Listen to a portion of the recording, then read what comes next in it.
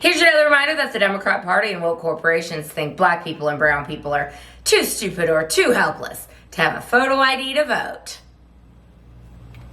Hello once again, all my fellow patriots and you filthy leftist stalkers out there. Welcome back to my channel.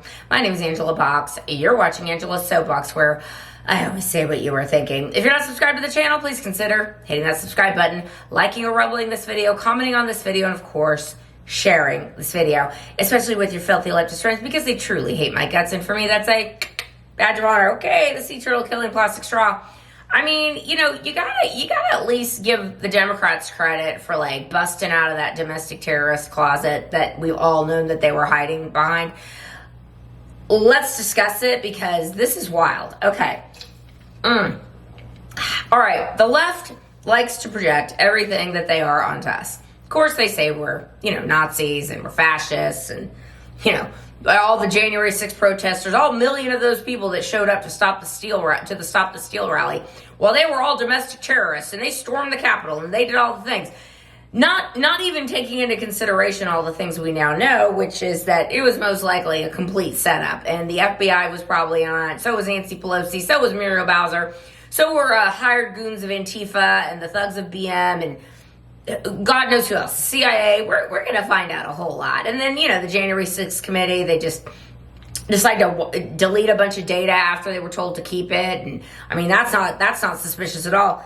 And now it turns out that maybe these auto pen pardons are going to come back to bite them all in the ass, which I am so here for it.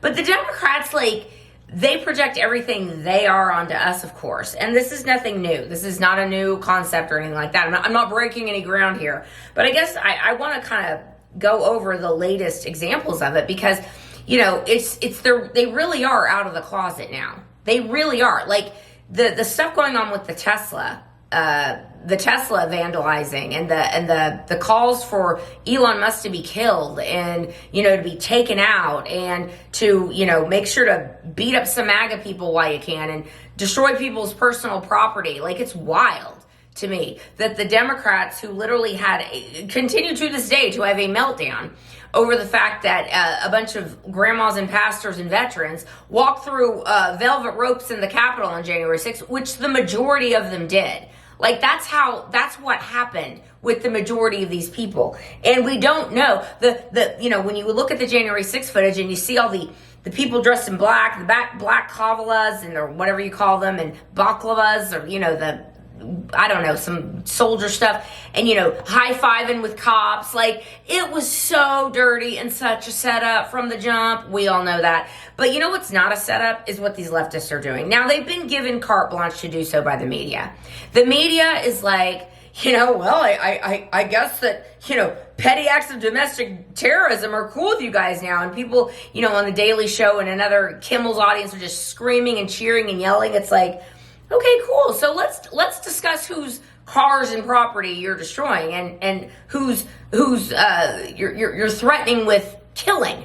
I mean, like Jasmine Crockett, that ghetto trash, ratchet old little lady.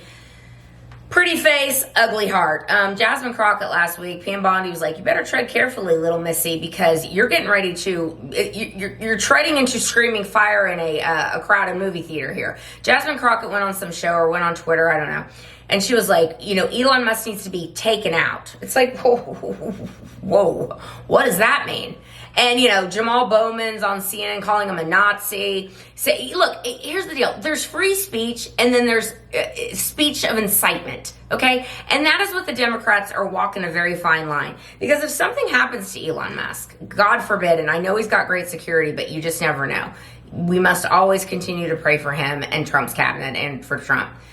But, if something happens to him or if something happens to one of Trump's cabinet, what is the media going to do?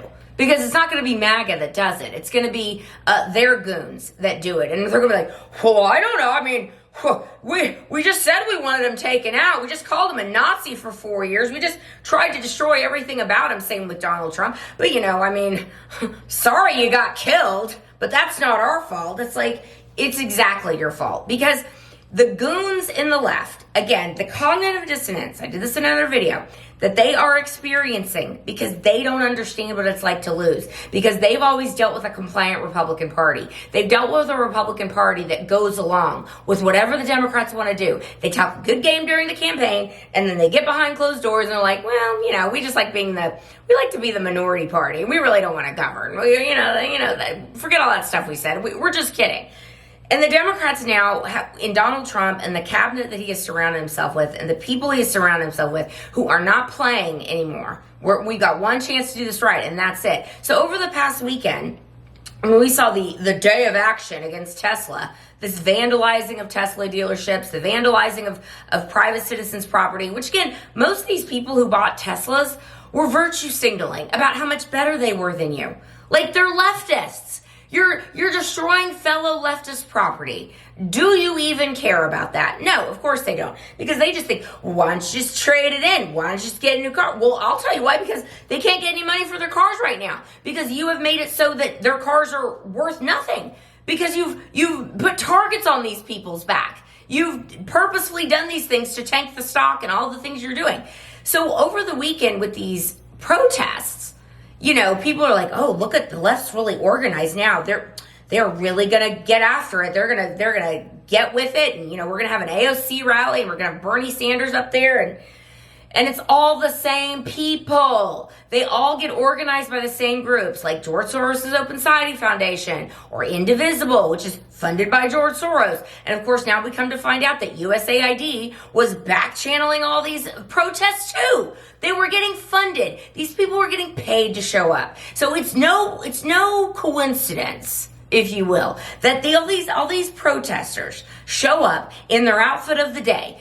One day it's standing for the trannies. The other day it's standing for the Gazas. The other day it's standing for Mahmoud Khalil. The other day it's standing for BM. And now we're standing against Tesla, and we're standing against Doge.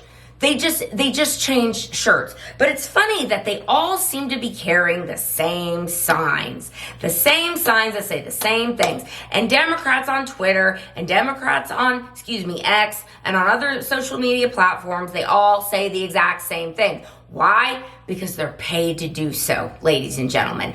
And that is the cognitive dissonance that Democrats are having to grapple with. Because they really did think that their philosophy, the things they've been taught, the things that children, unfortunately, have been spoon-fed in the public school system, they thought that this is how we all thought. And now they're realizing, ruh-roh, we actually have a real opposition here. So, I say it's very funny to watch these leftist lunatics getting frog marched and arrested for felony vandalism. And Pam Bondi's like, federal felony vandalism, it's terrorism.